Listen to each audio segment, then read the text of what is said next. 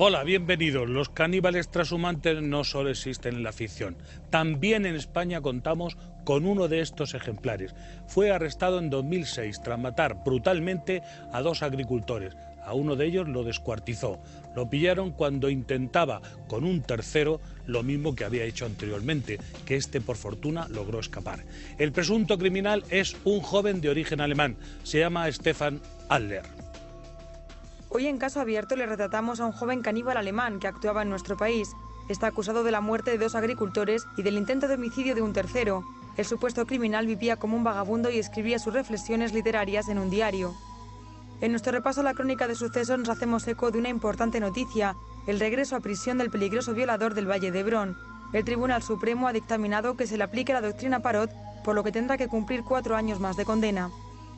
Y en la sección Criminales de la Historia hoy hablamos de Ulrich Schul, también conocido como Oliver Shanti, músico, líder de una secta y pederasta acusado de cientos de abusos sexuales a menores. Nuestro programa es interactivo, abierto a su participación. Les ofrecemos una dirección de correo electrónico donde pueden enviar opiniones y comentarios a casoabierto@libertaddigital.tv. Comenzamos con el repaso a la actualidad. El relato de las noticias más importantes viene de la mano de nuestra compañera Lorena López Lobo. Hola, bienvenida. Hola Paco, hoy hablamos en primer lugar de un famoso criminal al que le hemos dedicado ya varios programas aquí en Caso Abierto. Se trata de José Rodríguez Salvador, el violador del Valle de Hebrón.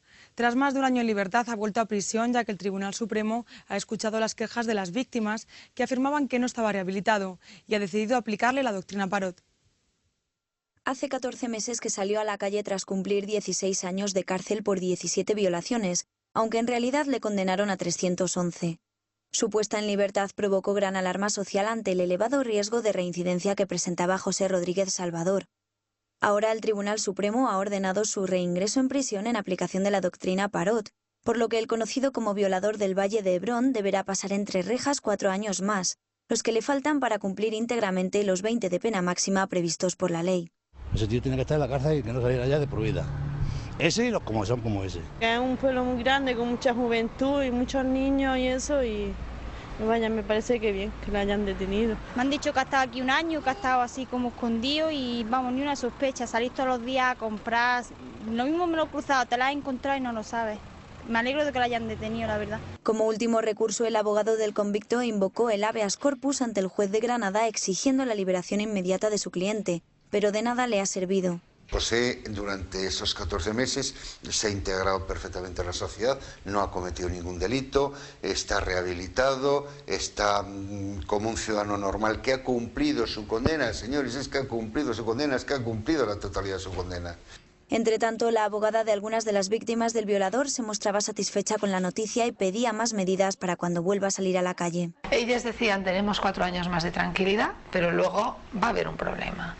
Y es verdad, quiero decir, este problema, si este señor no se rehabilita, va a ser un problema para toda la sociedad, no solo para ellas. Ellas lo tienen más a flor de piel, pero es un problema social. Por eso ahí hace falta un cambio legislativo, porque ahora mismo sí que no tenemos ningún recurso para podernos proteger de los delincuentes no rehabilitados. José Rodríguez Salvador había estado trabajando durante los últimos meses en una empresa hortifrutícola granadina. Ahora, cerca de allí, en la prisión de Albolote, cumple de nuevo condena. De nuevo, Murcia vuelve a ser noticia por un trágico suceso. En esta ocasión ha ocurrido en la localidad de Fortuna, donde una niña ecuatoriana de 7 años ha muerto en su propia casa tras sufrir continuas violaciones. Tanto la madre de la pequeña como su novio de origen español han sido arrestados e imputados por un delito de agresión sexual y lesiones. Su hermano y ella llevaban solo 3 meses en España, donde habían llegado procedentes de Ecuador, su país natal. Tenía 7 años y llevaba muerta 2 días en esta modesta vivienda situada a las afueras de Fortuna, en Murcia. Presentaba evidentes signos de malos tratos. Su madre, ecuatoriana de unos 40 años, y su novio, español de 25, han sido detenidos e imputados por un delito de agresión sexual. El padre de la niña, también ecuatoriano, se mostraba abatido y no quería hacer declaraciones sobre lo sucedido. No quiero comentarios ahora, por favor. No quiero comentarios, por favor. A medida que se conoce la noticia, entre los habitantes del pueblo aumenta la incredulidad. Los vecinos aquí de todo el barrio de San Roque, que no lo creemos. El único comentario que hay, que esto no puede ser verdad. Y que todo eso es mentira. No, porque yo conozco a Juan Pedro y es un zagal muy cariñoso con los críos. Según los vecinos, la pareja, que llevaba 6 años juntos, tenía un comportamiento modélico. La autopsia ha confirmado que la pequeña fue violada no una ni dos, sino de forma reiterada y murió de una infección no tratada. Llegan a España huyendo de la justicia. Son peligrosos delincuentes británicos cuyos rostros han sido publicados en Internet por la policía. La mayoría se esconden en la zona de Levante y muchos siguen actuando en nuestro país. Son estafadores, narcotraficantes o violadores que pasan desapercibidos. La colaboración ciudadana ya ha dado sus frutos y 2 de ellos han sido arrestados. Su nombre es Edgar Robert Snellgrove, es británico y se le busca por intento de asesinato. Lo ha dicho muy bien, todos tienen causas pendientes con la justicia británica. Los hechos que se les acusa son hechos que han cometido en el Reino Unido. La policía cree que puede estar escondido en España, en la costa levantina. Pero él no es el único, forma parte de una lista de 10 fugitivos que la Interpol ha dado a conocer en esta página web. Cuando llegan a España es fácil que pasen desapercibidos, puesto que se cambian de nombre y encuentran rápidamente trabajo en hoteles o como camareros. Muchos de ellos llegan a nuestro país con penas criminales por violación a menores, narcotráfico, estafas, secuestro y homicidio. La respuesta ciudadana ha sido rápida y tan solo unas horas después de difundir sus fotografías en la red, un vecino de Javea, Alicante, llamó a comisaría para confirmar que conocía a 2 de estos delincuentes. Anthony Kearney y Donna McAfee son pareja y se les acusa de estafa. Juntos abrían cuentas falsas, cobraban préstamos de otras entidades y además recibían ayudas públicas. La Guardia Civil ya les estaba investigando por cometer los mismos delitos en España. Tras este éxito fulgurante, la policía sigue pidiendo la colaboración ciudadana para encontrar a estos otros delincuentes ingleses. En 1992 perdió a su hija Miriam. Fue una de las 3 jóvenes violadas y asesinadas en Alcácer junto a otras 2 compañeras. Ahora Fernando García se enfrenta a una pena de 16 años de cárcel por descalificar en televisión al fiscal, los forenses y los 3 magistrados del tribunal que llevaron el caso. Asegura que aún quedan muchos cabos sueltos en este crimen y dice que ya no cree en la justicia. Le escuchamos. Que Miriam García Iborra era mi hija. Y con 14 años me la quitaron y sigo con esa pena. Y lo más doloroso es que quienes la mataron siguen por ahí estando dando vueltas. Y que en eso no se ha hecho justicia. Al fiscal lo que le dije es que lo que tenía que haber hecho es haber trabajado, que era su obligación, haber trabajado bien y más. Y más me refería que habían vellos públicos que se encontraron en los cuerpos de las niñas que no quiso analizar nunca. Y no pertenecían ni a ellas, ni a Miguel Ricard, ni a Antonio Inglés. Pues esto ha sido todo, Paco. Más noticias la semana que viene. Gracias, Lorena. Hasta pronto. Caminaba por el campo sin rumbo fijo, solo acompañado por su perro, como un vagabundo que se alimenta de lo que encuentra. Quizá el hambre fue lo que le llevó a asesinar y desmembrar a un agricultor en Albacete con la intención de disponer de alimento. ¿Por qué lo hizo? ¿Buscaba un camino de perfección o estaba perdido en el horror? Lo analizamos tras la pausa publicitaria con la ayuda de los mejores expertos.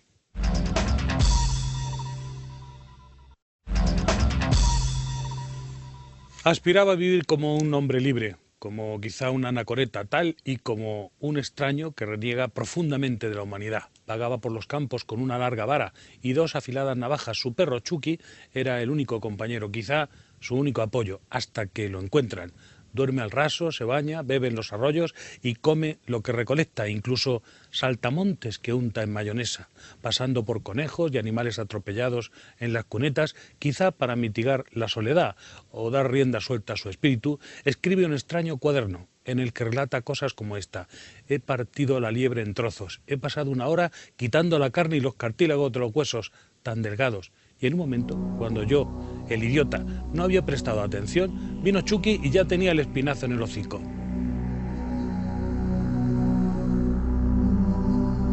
Nos acompaña Miguel Ángel Almodóvar, sociólogo y nutricionista. Hola, bienvenido. Buenas noches.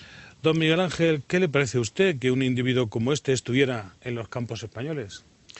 Bueno, yo creo que es un elemento que a lo mejor nos remite a evocaciones clásicas y probablemente muy antiguas. Sonaba un poco a ese retiro de Juan el Bautista, tomando langostas en el desierto, langostas mal llamadas al fin y al cabo saltamontes.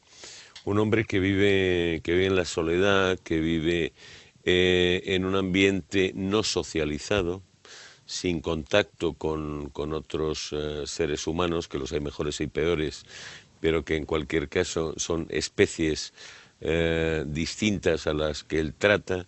Entonces, al fin y al cabo, se relaciona con un perro, se relaciona con otro animal que pasa a ser su referente.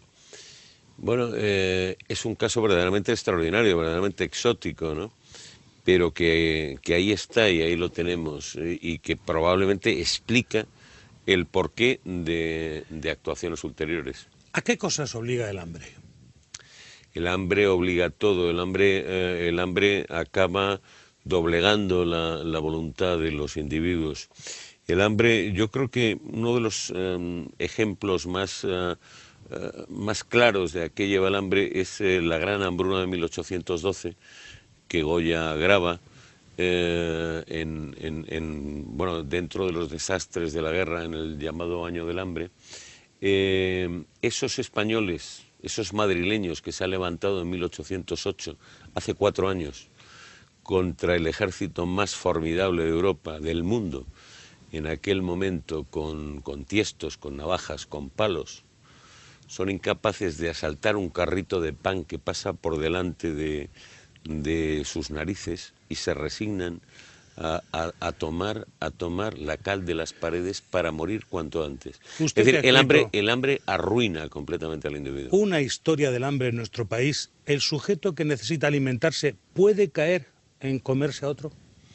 Sin ninguna duda, el canibalismo por necesidad ha sido una práctica muy habitual, probablemente más habitual de lo que muchísimos pensamos. Hay un milagro de San Vicente Ferrer que siempre llama la atención en Morella, y en la casa de Morella, donde se produjo este supuesto milagro, hay una gran lápida que recuerda este momento en que San Vicente Ferrer, hombre popularísimo en toda Europa en su tiempo, llega con sus discípulos. La mujer, la familia que le acoge no tiene nada que darle de comer, tienen un bebé.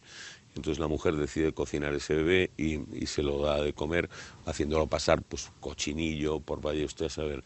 Cuando ellos se dan cuenta de que San Vicente Ferrer y sus discípulos de que se han comido a un niño, les obliga a vomitar todo lo que han comido, reconstruye al niño y le devuelve a la vida. Este milagro tan aparentemente surrealista obedece a una realidad social. Los padres se comían a sus hijos.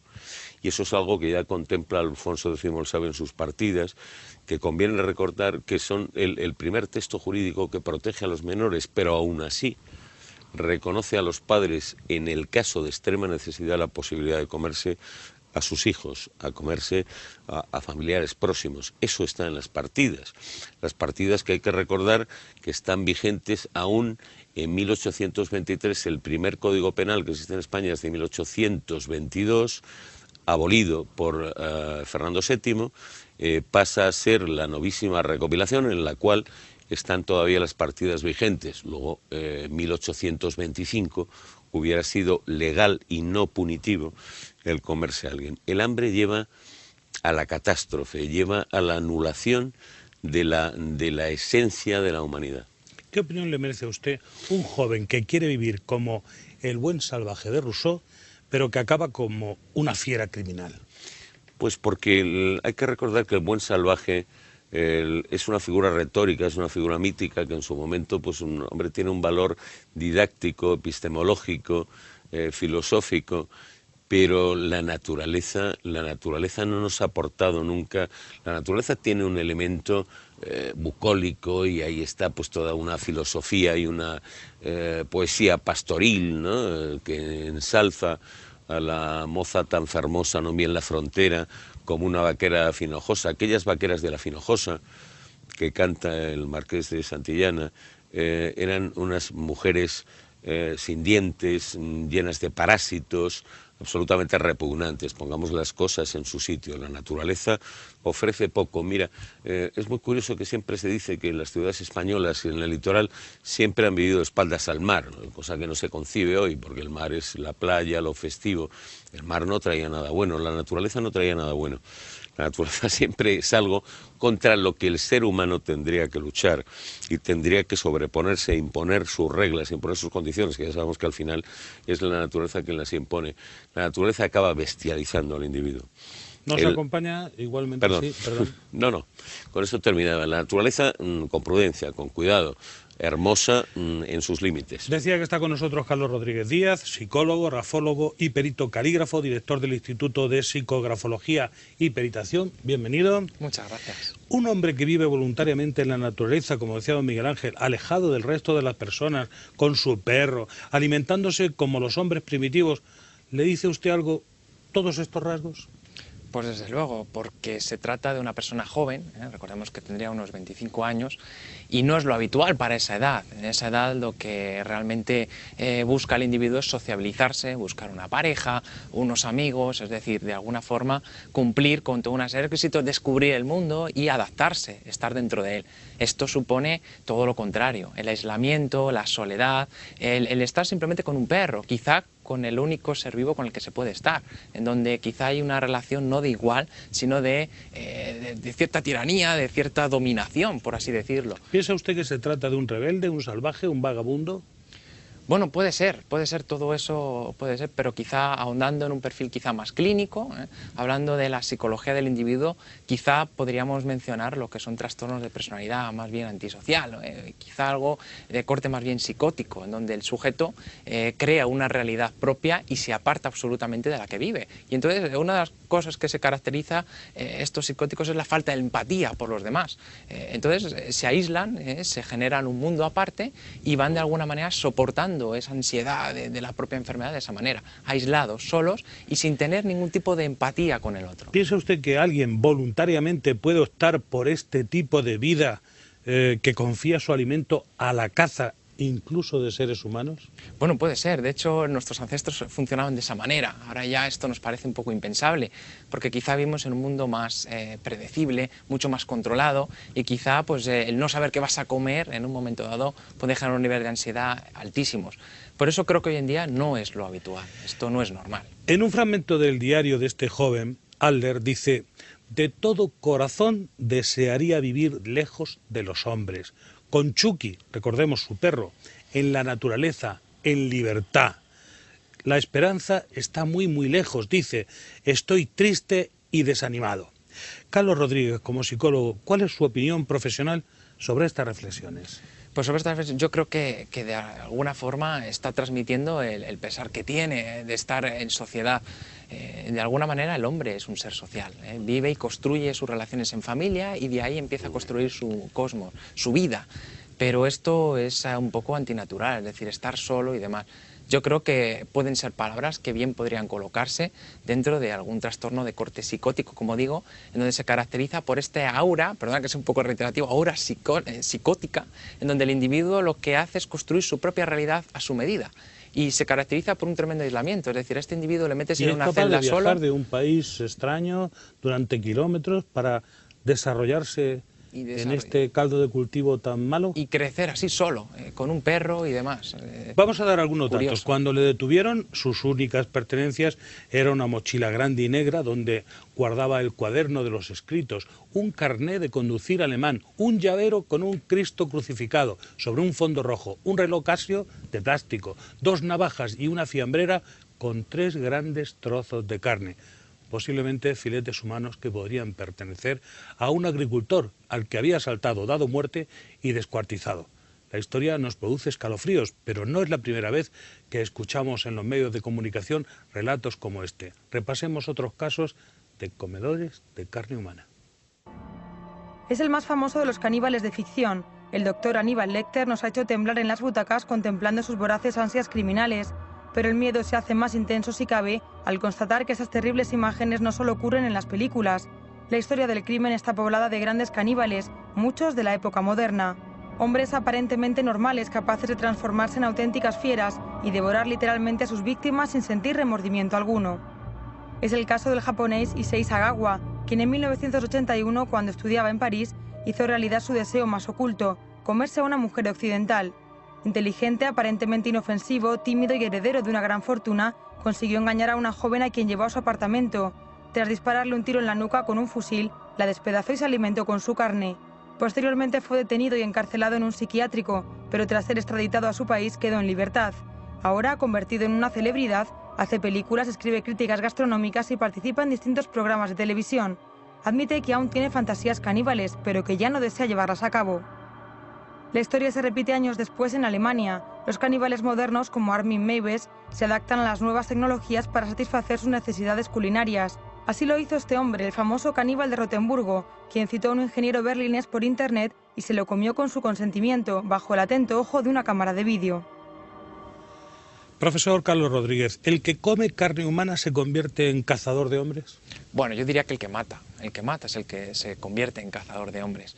Desde luego hay una barrera que en cuanto se atraviesa, se abre una puerta inmensa para cometer crímenes, y es esto, el matar. Una vez que un individuo ha abierto esa puerta y ha matado, lo que se suele decir en psiquiatría, en psicología, es esto, que el individuo ya es capaz de volverlo a hacer. Casi como el que atraviesa una barrera, la de robar o de cometer cualquier acto delictivo. Abre una puerta y da pie a que todo eso ocurra de nuevo. Miguel Ángel Almodóvar, la simple necesidad de alimento no es suficiente explicación de lo ocurrido. ¿Para usted el origen de este canibalismo puede estar en una idea de la transformación de la sociedad? Es un canibalismo ritual, como ha sido, yo creo que el 90% del canibalismo del que hablamos en la historia de la humanidad. El canibalismo de necesidad es anecdótico, no ocurre casi nunca. En el caso de Aníbal Lecter, que antes se citaba, hay que recordar que es una historia muy bien descrita, muy bien tramada. Él es un niño que está en compañía de su hermana es sacada por unos soldados alemanes y violada brutalmente, y este canibalismo, digo, es una historia muy potente, la de, bueno, que se inicia con El silencio de los corderos, etcétera, hay una saga, pero la historia, digamos, escrita de Aníbal Lecter, personaje de ficción, pero muy bien construido, es una historia de devorar a infrahumanos, los que violaron, asesinaron brutalmente a su hermana. Él considera que no son seres humanos. ¿Por qué esto sucede? Él se convierte en un gastrónomo exquisito.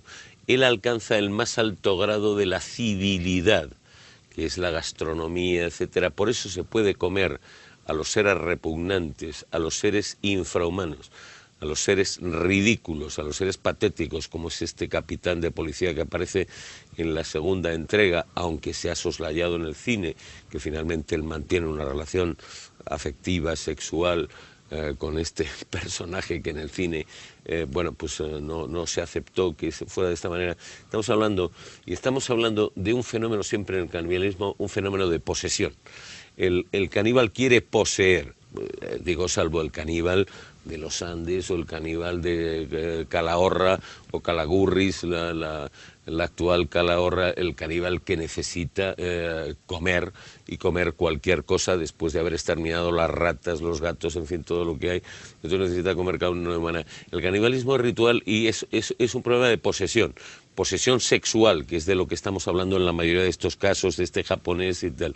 Es decir, hacer a uno suyo, esta expresión que utilizamos o se utilizaba antes de que tuviéramos un ministerio de igualdad social o de género. Quiero decir, eso de me hizo suya, se decía en las novelas de Corín Tellado, me poseyó, decían las mujeres. La posesión máxima es comerse a alguien, ya lo tienes dentro. Entonces es el mismo caso de posesión que se da en estos individuos, en estos casos. O es por amor, o es por odio, o es por buscar un valor, como ha sido normalmente en las tribus primitivas. Me tomo el corazón, me como el corazón, o los sesos, donde uno cree que radica el valor, la sagacidad, los valores del otro individuo, me los como y los poseo. Todavía en el lenguaje sexual, no olvidemos que se dice me comió el no sé qué, o le comí. Esa idea de comer es esa idea de poseer en profundidad. Es un problema de posesión. Por eso en muchos casos, y usted lo sabe mejor que nadie, don Francisco, y ha hablado muchísimo de esto, en el caso de los violadores, estos violadores que se habla de castración química, se habla de estupideces, porque no es un problema sexual, es un problema mental, es un problema de posesión. A un violador se le pueden liquidar los genitales y violará con una gaseosa o con un palo, porque él lo que intenta es poseer, demostrar poder. Y ese es el problema fundamental del canibalismo. Carlos Rodríguez, el cuaderno de este presunto caníbal moderno, de este Stefan Adler, nos intriga, no solo por sus reflexiones, sino también por sus dibujos. Vemos, por ejemplo, el rostro de un niño o una mujer, el retrato de un pastor, de un soldado de ciencia ficción. ¿Puede analizarlos usted? ¿Qué le dicen? Pues los dibujos son siempre analizables, es decir, se trata de una técnica de corte proyectivo que utilizamos los psicólogos o los psiquiatras para evaluar quién tenemos delante. Muchas veces esto se hace con niños porque no hay otra manera y es quizá lo que el público pueda conocer, es decir, la evaluación de un niño a través de sus dibujos. En este caso también se puede hacer con adultos y vamos a ver un poquito el reflejo de cómo organiza el sujeto la mente y cómo lo traslada al papel. Vemos en algunos pues la enorme violencia que van trasladando unos dibujos amenazantes, con armas, con ángulos, con rostros muy angulosos, muy desafiantes, con sombreados, enseñando los dientes. Es decir, tenemos toda una temática violenta que va a reflejar la preocupación, incluso la obsesión del sujeto. Un sujeto que en principio está solo, ¿no? Luego hay otros que sí que reflejan quizá estados de ansiedad. Lo que no tenemos censado es el momento, porque es interesantísimo en todo proyectivo, en todo dibujo, saber el momento en que se encuentra dibujando esto el sujeto. Esto es el aquí y ahora del mismo, entonces va a reflejar un poco sus emociones. Y tenemos este, por ejemplo, que es tremendamente movido, parece que refleja el movimiento, con líneas muy sinuosas, mucho resalte de formas, queda menos definido, pero desde luego pues se mantiene una concepción, es decir, sabe lo que quiere dibujar y lo pone. Muchas veces cuando encontramos enfermedades graves, como puede ser una psicosis del corte que sea, encontramos dibujos de figuras humanas con transparencia, es decir, que se ve un estómago, un corazón, algo que no debería verse, ¿no? Incluso la ropa por encima, es decir, cosas extrañas, que de alguna manera nos dan intención pues, de un psicótico desorganizado. Yo creo que esto está bastante organizado. Don Carlos ya está condenado por uno de los crímenes que se le imputan. ¿Y de la escritura? ¿Qué nos dice usted de ello? No se aprecia muy bien, pero imagino que algunos rasgos... Sí que hemos sacado algunos rasgos, sí que era un texto lo que teníamos y bueno, pues suficiente contenido gráfico para hacernos una idea de cómo se organiza el sujeto. Analizándolo pormenorizadamente, no tan al detalle porque no hemos podido meter la lupa, eso es la realidad, no eran originales y demás, pero hemos podido observar un montón de formas. Desde luego una de las cosas que llama la atención es la cantidad de espacios en blancos que se encuentran, es decir, no solo lo que está escrito nos dice cosas, sino donde lo que no está escrito, cómo concibe el espacio. Y hay una separación entre las letras enorme. Esta separación que queda entre letra y letra, entre una palabra, nos refleja un poco cómo se adapta el sujeto, qué contacto se establece con el medio. Y cuando hay tanta escritura, esto se denomina escritura isolé, es decir, aislada, pues nos refleja un individuo que prefiere estar solo, que no busca las relaciones sociales, que no las precisa, aparte de un tipo de pensamiento intuitivo y demás, en el escrito hay una separación entre letra y letra enorme. Por tanto, a veces casi dificulta la propia lectura, es decir, que debería estar más unido para hacernos más fácil el entenderlo. Y eso quizás es uno de los datos más importantes. También la presión, no la hemos podido valorar, pero sí el grosor de los trazos, y es bastante grueso. Quizá está hecho con un tipo de pluma, pero hay muchísimos manchas, para que el público lo entienda, muchísimos manchurrones repartidos por todo el escrito, y este tipo de perfil, de trazado, nos refleja un individuo muy instintivo, tremendamente material, que da paso quizá a las necesidades más primarias. Es un tipo muy primario, ¿no?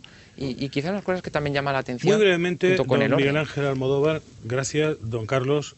¿Cree que la sociedad actual está prevenida contra este tipo de monstruos? Es muy difícil. Don Carlos lo está explicando de una manera para mí meridiana y clarísima. Todos los individuos que somos animales sociales, como él muy bien decía, buscamos una aprobación personal y una aprobación de los otros, del grupo. En ciertas ocasiones, cuando este individuo cree que no va a encontrar esa aprobación, la rechaza, la zorra y las uvas. O sea, es decir, no están maduras. Entonces, él rechaza esa aprobación, someterse al examen del grupo, someterse a una evaluación grupal, y entonces la rechaza. Yo quiero vivir en soledad, yo quiero vivir en el campo. Que esto pueda ocurrir en nuestra sociedad, yo creo que es inevitable. Y sobre todo porque nuestra sociedad cada vez se ha nuclearizado más. El individuo está cada vez más solo. Don Miguel Ángel Almodóvar, sociólogo y nutricionista, muchas gracias por sus amplios conocimientos y experiencia. Gracias también a Carlos Rodríguez Díez, grafólogo, psicólogo, director del Instituto ISIGRAP, por sus interesantes apreciaciones. Ya decía el caníbal de Rotemburgo, el hombre de la sonrisa blanca y macabra, que en su país había al menos entre 700 y 800 caníbales. Sociedades supuestamente civilizadas, como la alemana o como la española, están desprevenidas ante los actos de los devoradores de hombres. En sus leyes no hay un castigo específico para estos crímenes. Algo sorprendente. Lo investigamos tras los consejos publicitarios.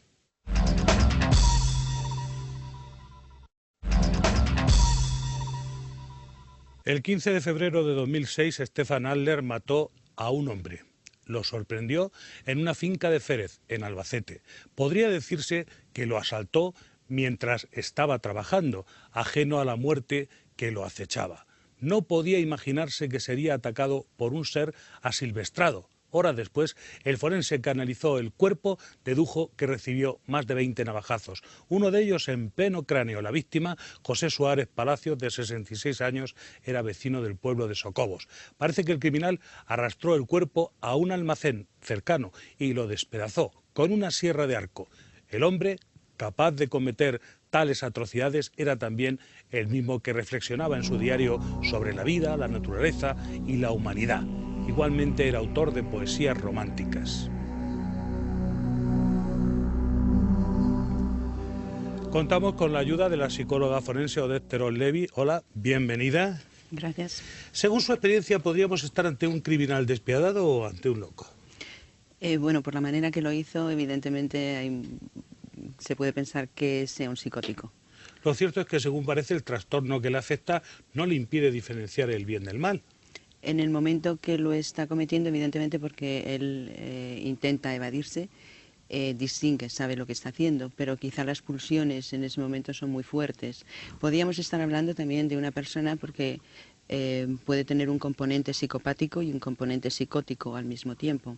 Es un chico joven, podría ser que se le hubiera desarrollado una esquizofrenia a la edad de 18 años joven, y estuviera atractivo. En un principio nadie puede pensar que viene a por ti y que en vez de quitarte la cartera, viene a comerte. Viene a comerte, evidentemente. Pues podría ser un joven resentido con el mundo y que actúa por venganza, ya que en los escritos que hemos analizado queda patente un feroz odio a la raza humana. Podría ser, pero evidentemente hubiera matado a esta persona o hubiera matado a cualquier persona, pero no para comérsela. O sea, el canibalismo ya no entra dentro del odio al ser humano. Eso sería la agresión, por ejemplo, pues una persona resentida, un psicópata, una persona que no tiene control de los impulsos. Pero este hombre con la intención de comerse a otro ser humano, o sea, entra dentro de lo que llamamos canibalismo, que puede haber muchos tipos. Puede ser un canibalismo psicótico, puede ser un canibalismo por un fetichismo sádico sexual, y puede ser otro tipo de canibalismo, como ha sido el canibalismo de masas o de los que nos ha hablado antes Miguel Ángel. Nos acompaña el prestigioso abogado Abel de Bedoya, del Ilustre Colegio de Madrid. Bienvenido. Hola, muchas gracias. Letrado, el problema que se plantea es el mismo en diversos países europeos. A la hora de juzgar a un caníbal, la práctica de matar humanos para devorarlos no está tipificada como delito en el Código Penal español, ¿no es así? En el Código español no hay ningún antecedente con respecto a este tipo de conductas, es decir, tenemos contemplado el asesinato, el homicidio, pero en ningún modo, ni siquiera en lo relativo a los cadáveres, ¿no? Es decir, nos encontramos en el propio Código Penal que cuando nos habla es de desposeer de los objetos que tengan, de la profanación de las tumbas, pero en modo alguno nos dice que haya ni siquiera ese posible aprovechamiento del cadáver y mucho menos del canibalismo. No está contemplado. ¡Qué imprevisión! ¡Qué ignorancia! Porque ¿cómo se explica que comerse a otra persona no sea delito? Hombre, la verdad es que sí que resulta un poco inexplicable, porque sí que han existido antecedentes de estos hechos delictivos. Es decir, conocemos por la literatura los casos, por ejemplo, que había una época que se raptaba niños y después se los acaba matando. Cuando había situaciones de enfermedad, pues en la cultura popular se entendía que se podía aprovechar la grasa de un niño pequeño, se podía aprovechar la sangre, ¿no? Es decir, gente que estaba enferma, entendía o alguien le aconsejaba que era bueno beber sangre humana. Esto era un tipo también de canibalismo. Sin embargo, el legislador nunca ha entrado, quizá porque a lo mejor los casos han sido puntuales, pero sí que se han dado en la historia y quizá sí que tenía que estar contemplada es en la legislación. Un vacío inquietante. Es muy curioso que se distingue para hacer justicia en el descuartizamiento de la víctima. No es lo mismo descuartizar un cuerpo cuando está vivo que cuando es un cadáver. Lo que sucede aquí es que ese descuartizamiento tiene finalmente un resultado lesivo, que es el resultado muerte. Es decir, no estaríamos ante un posible delito de lesiones, puesto que el resultado final es el del fallecimiento. Tampoco sería difícil que el fiscal o la acusación pudiese montar ese cesto con esos mimbres de que ha habido un delito de lesiones tan graves como en este caso, puesto que le descuartiza con la sierra, le corta la cabeza, después le corta las manos y finalmente se produce el fallecimiento. Y lo que hay es realmente la tipificación que el fiscal, recuerdo que aquí había pedido una pena muy superior a la que finalmente dictó la Audiencia Provincial, la sección primera de Albacete, que le impuso una pena de 24 años por el asesinato de Julián Pérez Palacios, y sin embargo la petición del fiscal era mucho mayor. ¿Por qué? Porque se daba una concurrencia de, como sería el Código Penal, cuando además hay alevosía, hay ensañamiento, hay un dolor innecesario e inhumano para la víctima. Sí, pero abogado, que ocurrió aquí. ¿Por qué descuartizar un cadáver es menos importante? Porque realmente si partimos del hecho de que ya se ha producido el fallecimiento y ese es un acto posterior, ya no hay vida, ya no hay esas lesiones. Pero solo le deja de importar a la justicia, porque a los familiares del fallecido... Hombre, es sumamente... No, lo que sí que contempla el juzgado, duele. El legislador sí que ha contemplado que haya pues esa alevosía, ese trato inhumano, como se produce en este caso. Es decir, porque el resultado lesivo lo podía haber conseguido con la primera puñalada o con 2 o 3 de las que dio, que llegó a dar hasta 26, como usted ha explicado antes, ¿no? Fernández se llevó la cabeza y un brazo de su víctima, fue detenido en una finca cercana al lugar donde cometió el crimen de José Suárez, atacó a otro granjero, pero este por suerte logró escapar corriendo como alma que lleva el diablo. Él mismo avisó a un policía local que fue quien se personó en el lugar a tiempo de atrapar al presunto homicida. Los agentes encontraron también una furgoneta robada y allí en su interior una bolsa de basura negra con una cabeza humana y un brazo. Odette Terol, en este acto de un joven enloquecido con ánimo de venganza quizá. Venganza dirigida hacia no importa quién. Al ser humano. Al ser humano podría ser. A la humanidad que le rechaza, que sí, no le reconoce como alguien importante. Podría ser, pero más que venganza esto es un acto egosintónico. O sea, no es algo que a él le hace sentir bien este acto. O sea, él lo hace no por vengarse, sino porque él necesita hacer eso en ese momento. Hay que ver cómo choca la imagen que tiene este chico, que es una especie de individuo agraciado, guapo, como un universitario de excursión en medio del campo, y que de pronto va hacia el labrador, el trabajador, con la intención de acabar con él y cortarlo en trozos. A veces, y de hecho yo he visto en sujetos con una psicosis y unas ideas delirantes, el pensar que tienen que, unas voces que les están hablando, les están diciendo lo que tienen que hacer y lo hacen y las siguen. Este hombre no creo que en ese momento estuviera en un estado delirante, pero sí podría haber tenido este tipo de delirios con brotes psicóticos, podría haber completamente perdido el norte. Podría haber sido un motivo de venganza, pero evidentemente esto es una venganza, como ha dicho antes don Abel, hubiera sido el matarlo, lo hubiera matado y ahí se hubiera terminado todo, pero esto es más ritualístico. Esto es, por ejemplo, lo que hemos visto otras veces en asesinos en serie. Esto es cuando hay un ensañamiento más allá de la muerte, es decir, actos que no llevan a la consecución de la muerte, sino que son extra, o sea, están sobreactuados, o sea, que no hace falta este tipo de acciones para matar a este sujeto. Entonces hablamos más de rituales. Vamos a saber algo más de él, porque en su cuaderno hay espacio para reflexiones de un ser atormentado, pero también sanguinario y quizá vampiro, fragmentos como este en el que cuenta algo aterrador. Matanza debajo del árbol de Navidad. La luna pálida se refracta en la luz de la sierra. Mira al péndulo. Son las 4 y pico y Freddy Krueger está conmigo, conversando sobre temas serios, con vino negro del cuerpo muerto. Don Abel de Bedoya habla de Freddy Krueger, un personaje de ficción, pero también de la cultura, por decirlo así, pop. ¿Usted cree que todo esto está transformando a los asesinos en algo especial?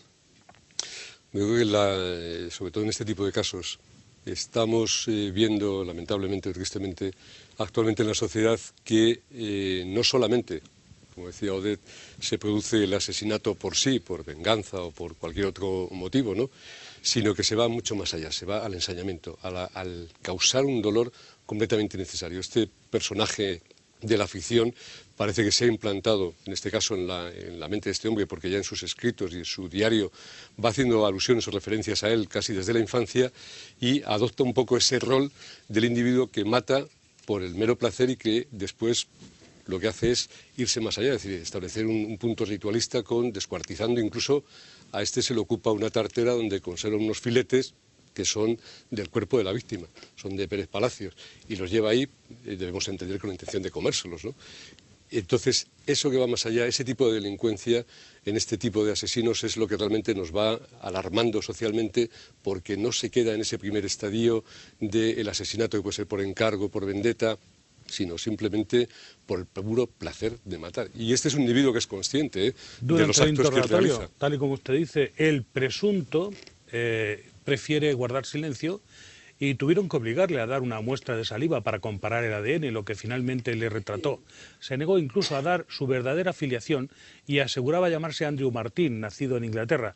Sus huellas dactilares y el ADN desvelaron la auténtica identidad. Se llamaba Stefan Adler, como hemos dicho, de 25 años, nacido en Donauwörth, Alemania. Por si fuera poco, le vincularon además con el intento de homicidio de un indigente de 44 años acuchillado el 19 de septiembre del año 2005 en la localidad también germana de Amber, con la muerte de un agricultor español de Jumilla, Timoteo Navarro, de 62 años, cuyo cuerpo apareció cosido a puñaladas en enero del 2006 en el paraje de los Alberciales. Decía usted, Odette, que quería añadir alguna cosa. Sí, quería decir, y además a colación de lo que ha dicho don Abel, que esto no solamente ya es el ensañamiento, ese más de allá de conseguir el fin de matar a una persona, sino que este ritual lo podemos ver en los asesinos en serie. Esto sería como un poco la firma del asesino en serie. El llevarme estos trozos conmigo para revivir lo que he hecho sería como ese trofeo que se lleva el asesino en serie. Este hombre, además, por lo que estáis contando, tenía un antecedente ya. Después de este hombre iba a atacar a otro. Luego aquí teníamos un asesino en serie en potencia. Hay muchos asesinos en serie, por ejemplo, como Arthur Shawcross, Albert Fish, todos estos que han sido Jeffrey Dahmer, asesinos en serie que además han tenido un componente canibalístico. Y posiblemente este hombre, de no haberle cogido en este momento, tendríamos una serie, o sea, si hubiera sido un poco más inteligente, lo hubiera planeado un poquito mejor, como hubiera sido el caso de estos otros asesinos en serie, hubiera salido libre. Este hombre posiblemente tenía, aparte de su componente psicopático y serial y ritualístico, tenía un componente psicótico desorganizado, puesto que si no, él habría salido, se habría escapado de alguna manera de este crimen y habría seguido cometiendo este otro tipo de crímenes y guardando piezas como lo hacía Jeffrey Dahmer, que tenía su nevera llena. Abogado, ¿en España hay condena mayor por matar y descuartizar a un ser humano? No, la condena es la misma por asesinato. Perdón, por asesinato es la misma. En este caso lo único es ¿Se que... descuartice o no se descuartice el cadáver? Se descuartice. Otra cosa diferente es que la persona quede viva después de producirle una amputación. Yo he leído recientemente una sentencia en la que alguien manipulaba un cadáver y por introducirle determinados objetos se le culpaba al individuo con una multa de 24 meses. Sí, porque eso estaríamos ya en la tipología que estábamos comentando antes, que es el abuso de ese cuerpo, la profanación de la tumba, el desposeerle de objetos, pues, que ha pasado en muchas ocasiones, que se profanan tumbas donde les quitan la dentadura porque piensan que tienen piezas de oro. Sí, pero aquí estamos hablando del individuo que lo ha matado y que luego lo manipula. Sí, lo manipula, pero ahí no entra el legislador en esa manipulación. No a mí esto me aterra, me parece una cosa terrorífica. No, volviendo a lo de antes que comentaba con respecto a la ocultación, a mí me parece que es un individuo plenamente consciente, ¿no? Porque él se niega incluso a que de forma voluntaria se le practique la prueba de ADN.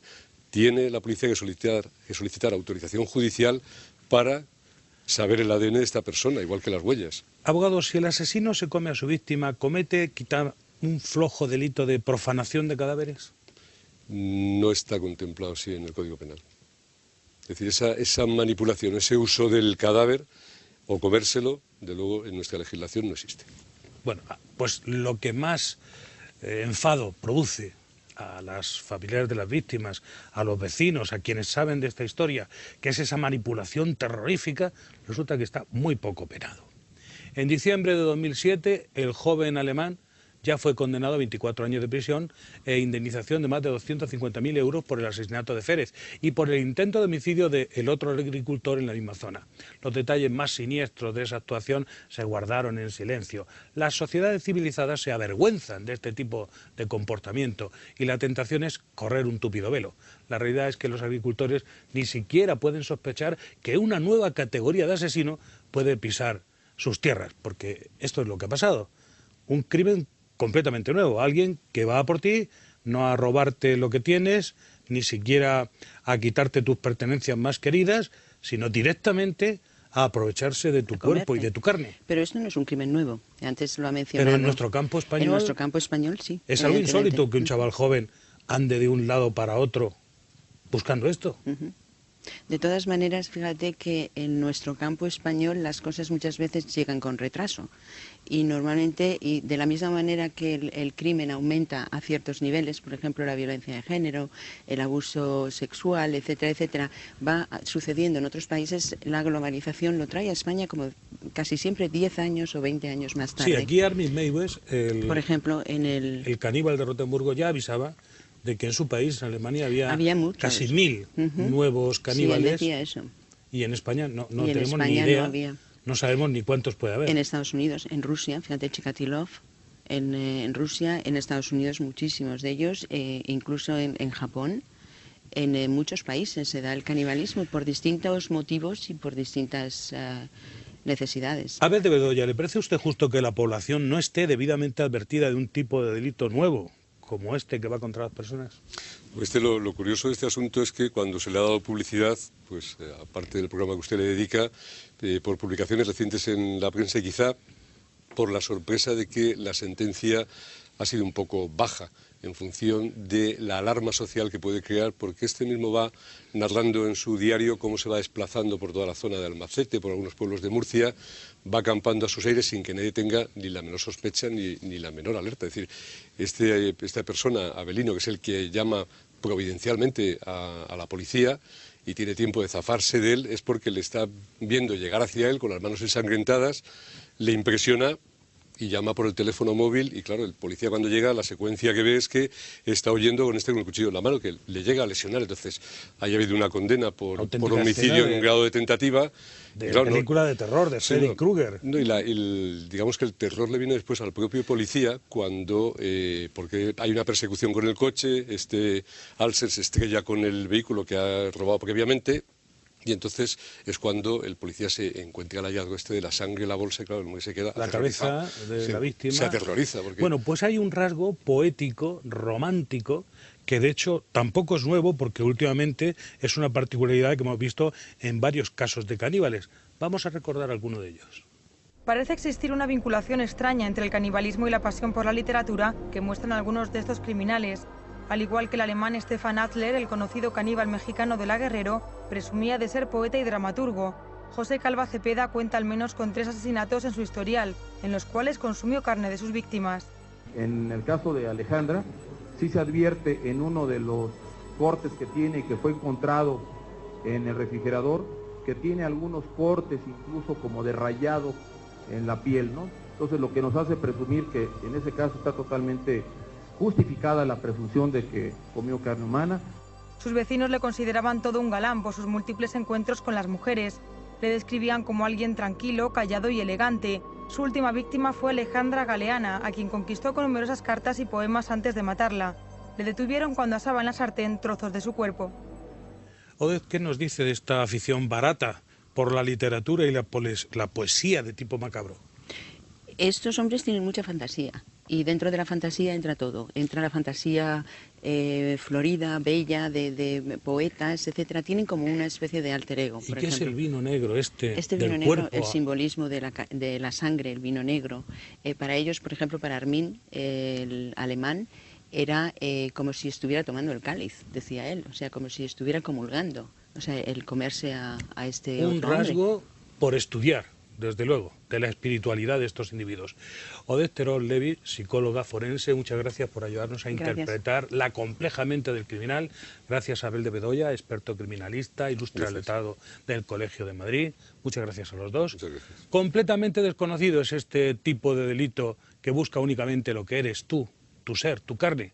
Criminales de una mutación desconocida que consideran piezas de caza a los seres humanos. Disfrutan dando muerte a la víctima como en una cacería y pretenden una supuesta celebración más íntima, el aprovechamiento nutritivo de lo cazado. Un soplo de terror atávico nos sorprende en la era de los ordenadores. Es como una nueva glaciación. Quedan todos ustedes advertidos. Tras los consejos publicitarios les ofrecemos un nuevo capítulo de Criminales de la Historia, donde les hablaremos de Ulrich Schulz, conocido popularmente como Oliver Shanti, nombre artístico de uno de los mayores pederastas de los que se tiene noticia, músico, líder de una poderosa secta. Se lo contamos a continuación.